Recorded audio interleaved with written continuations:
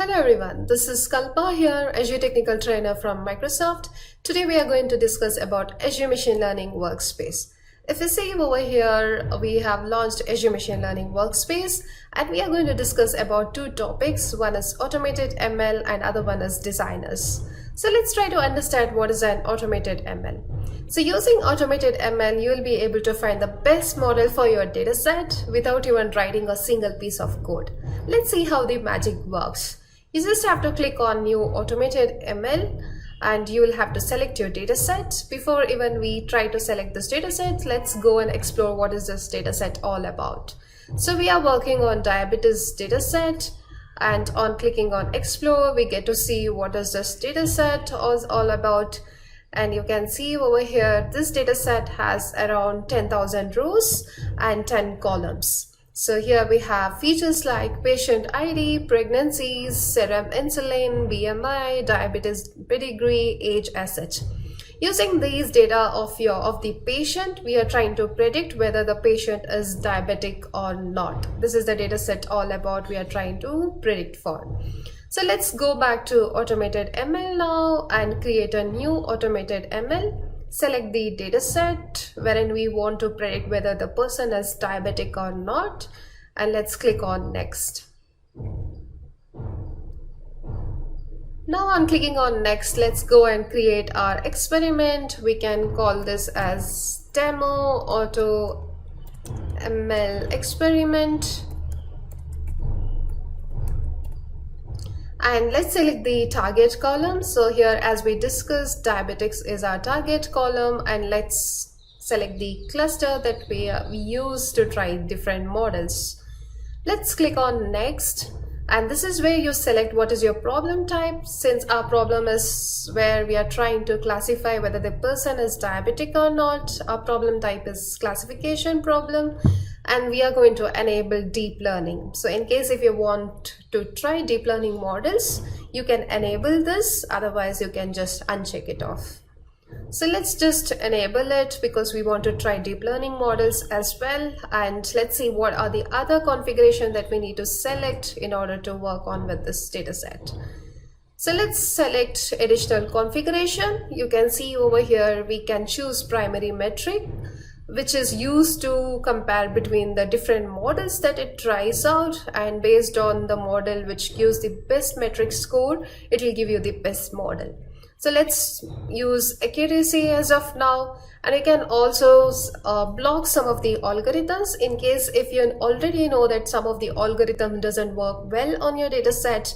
You can block these algorithms. Let's go and block logistic regression over here, and you can also go and select exit criteria, like how many hours you want your overall automated ML to run, process to run. So here let's give it as 0.5, which means like it will run for maximum 30 minutes. And you can also select maximum metric score threshold, wherein you say I am happy if my model gives me more than 95%. So as and when I see any model which gives more than 95%, I just want to stop this whole automated ML. So this is basically where you're trying to give your exit criterias. And you can also select your validations, wherein you say I want to make use of trained validation split, wherein I want a 10% of data to be there for testing validation data set, and remaining 80% or 90% for training data set. So you can make it as 10, 20 or 30, wherein you say that this is the set of data that I'm keeping for validation, and remaining I'll be using for modeling. Instead of train validation split, you can also make use of other various validation types like cross validation as such. So let's go and select the concurrency. So using concurrency, you're saying now that I have my 10 clusters, 10 nodes in my cluster, I'll be making use of 2 nodes in order to run this particular task. So that's up to you how many nodes you want to use to run this task. So we'll go with 2 nodes as of now, and then just click on save. So now let's go and see what is this view featureization settings. So on clicking View Featureization setting, this is where you get to see all your features and what feature type is it. So you can keep it as an auto, wherein AutoML will decide whether this column is numeric column or categorical column or any other type. Otherwise, if you are very particular like how you want this particular column to be treated, whether it is numeric or date and time or categorical, you can go and select manually. And also you can select imputation width in case if there are any null values in your data set, you want to impute those values. So you can, if you are very particular like how you want to impute your column, you can just go and select whether you want to impute it with mean or median or fill with constant, or else you can just leave it as an auto. So basically automatically AutoML will decide based on the statistics of your data set what it needs, how it needs to impute your column in case if there are any missing values in your column. So let's just go and click on save, and this is pretty much that's it. These are the only settings that you have to do, and now the magic begins, and you just finish and it started running. Your automated ML runs and it will give you the best model. The interest of time, let's go and see. So if you can see over here, it says not started, and you will be able to check the progress of your automated ML process. So what we will do now is we'll go and select the one which we have already run with the interest of time, and we'll see how the result looks. This is how the result looks. The status shows as completed, and I can see over here, this is where it says this is the best model summary for your dataset. It says for your dataset, maximum absolute scalar is the best processing that is applied, and light GBM is the best model for your dataset. This is where it gives you the best processing and the best model for your dataset.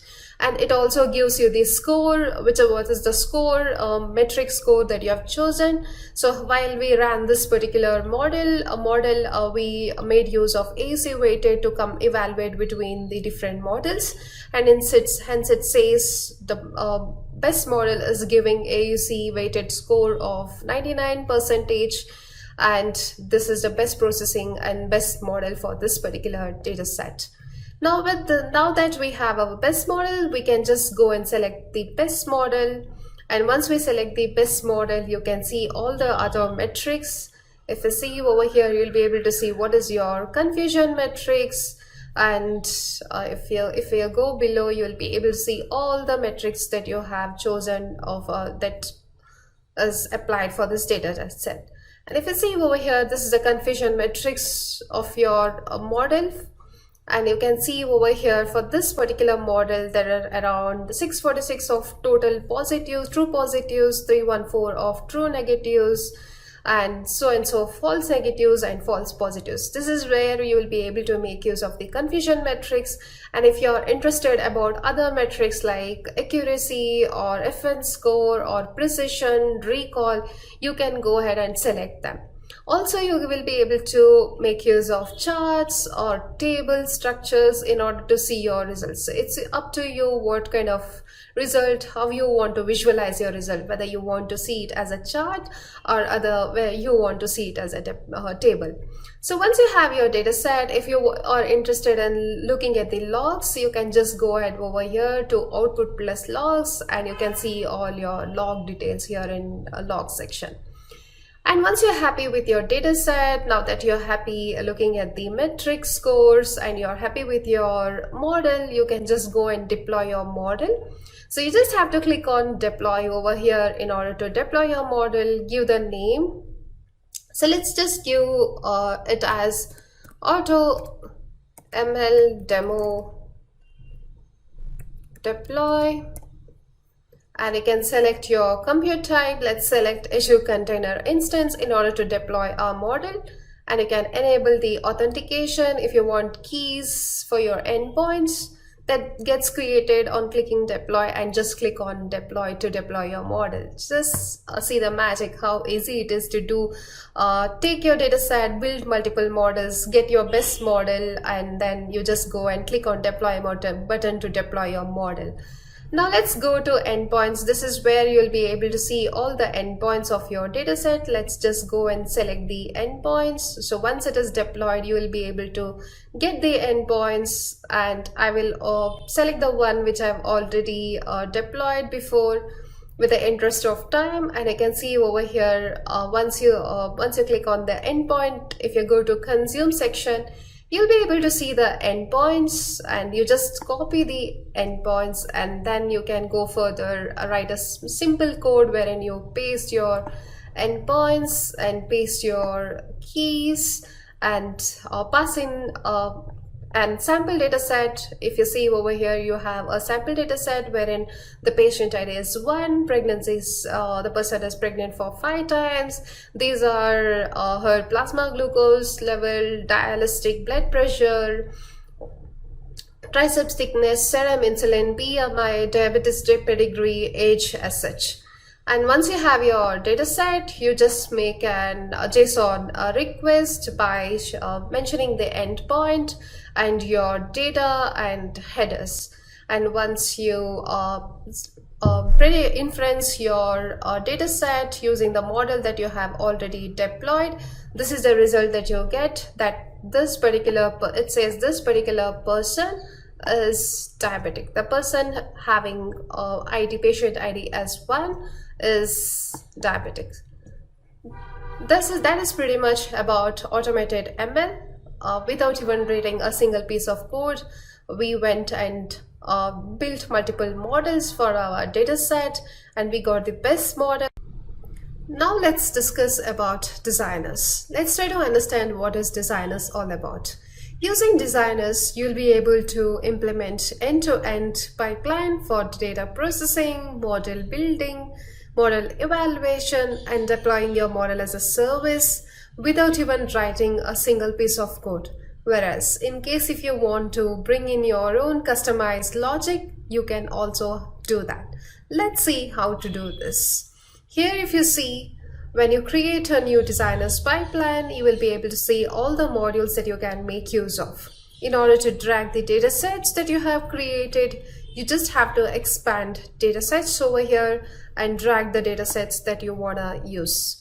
So here we have made use of diabetes data set, and in case if you want to make use of open data sets that's available for you from Azure Machine Learning, you can just go over here for sample data sets and drag in the data sets that you want to make use of for the processing. So now that we have used diabetes data set, you can just right click and preview the data by selecting preview data, and you will be able to see what is your data set all about. You'll be able to see all the rows and features of your data set. So let's close this, and you can see over here, now that I have my data set, the next thing to do is in any data science process is to do the processing of your data set. So here I have applied normalizing of data. But whereas in your project, if you want to impute the missing values, if you want to apply any other processing, you can bring in your logic. So let's see which is the module that we will be making use of in order to apply processing on our data set. So you can apply data transform, you can make use of data transformation over here, wherein you can see you can apply SQL transformation, clean missing data. You can call in all of these modules that you want for your data set. Join data, normalize data, apply smooth on data, split data as such. Now that here in my pipeline, I just wanted normalizing of numerical columns in my data set, I'm just applying normalized data. So once you have normalized your data, you can hover over here, you can hover and select the parameters that you want to normalize columns for. So if you see over here, I have selected plasma glucose, diastolic blood pressure, tricep thickness as such. In case if you want to add any more columns or if you want to remove any more columns, you can just go and edit columns. You can bring in more columns that you want to apply normalization for.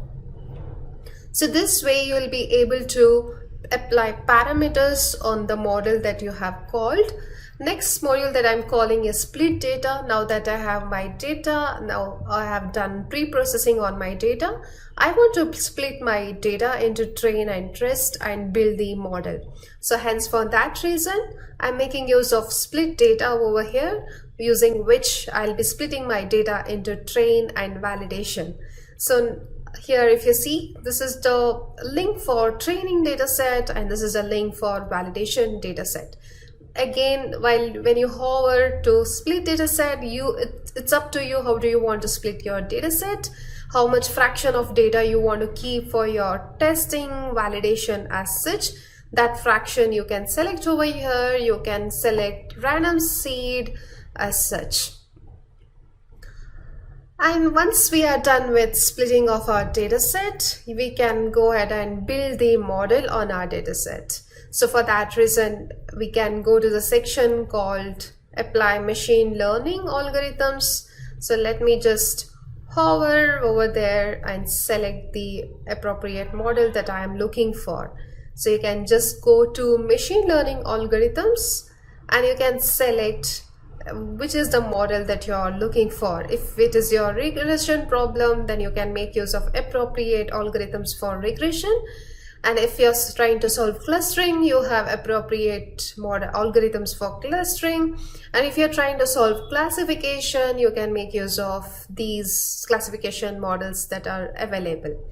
So we will go with two-class logistic regression. That's what I have used here in my pipeline. So once you are done with accessing your model, you can go ahead and train your model by just selecting train model over here. So I've just dragged train model and you can see over here train model is the one which takes the training data set. After you split the data into train and test, it takes the training data, it takes the model that you want to build on your training data and it builds the model for you. So once that is done, you can see I'm making use of score model. Where did I get this score model from? So I got this score model from model scoring and evaluation section. You can select score model over here. Basically, what will score model do? Score model will give the prediction for your testing data. And hence, if you see over here, I have linked my testing data to score model, and this is where it will predict for your testing data. So once the prediction is done, if you want to evaluate your model, you can bring in your evaluate model and evaluate your model. This is a simple way wherein you select, create your pipeline. In case if you want to build multiple models, you can also build multiple parallel models and you can give a separate links and then you can evaluate multiple models together. That is also possible. So once you are done implementing your pipeline, then you just have to go and click submit to run your training pipeline. Now that I have already submitted it, and if you can see over here, there is a green color over here which says it is already run and the run is completed successfully. Now once my training pipeline is built and once it is run successfully, I can just go ahead and create inference pipeline and click on real-time inference pipeline or batch inference pipeline based on your requirement. Once I create a real-time inference pipeline, you'll be able to automatically see the real-time inference created for you. Now let's select the real-time inference that we have created for the previous training pipeline that we have implemented. You can see over here what is you have created a real-time inference for the training pipeline that you have created previously, and you can see over here the implemented model, the trained model is over here, and the trained metadata for your normalized module that you had done, normalized metadata is over here. Using this, I will be inferencing for the new data sets. So basically, if you see over here, I'm making use of these three data points over here to test my inference. So basically, using real-time inferencing, you'll be able to test your inference before even you go and deploy this as your model as a service. So let's try to understand how exactly we are doing this. If you see over here, this is my normalized data metadata over here. transformation is there, and here I do have my built trained model. Now that I have these two, and I'm saying I want to make use of these three data sets in order to test whether my real-time inferencing is working fine. And you can see over here, this is the real-time inference which got automatically created for you when you clicked on create real-time inference button on top of your training pipeline. And if you see over here, you can also bring in your customized logic. As I already told you, you can make here in the designers, you can make use of, just give me a second, I'll launch. Yeah, so here you can see over here, you can bring in, you can create your own customized logic either using Python code or using R code.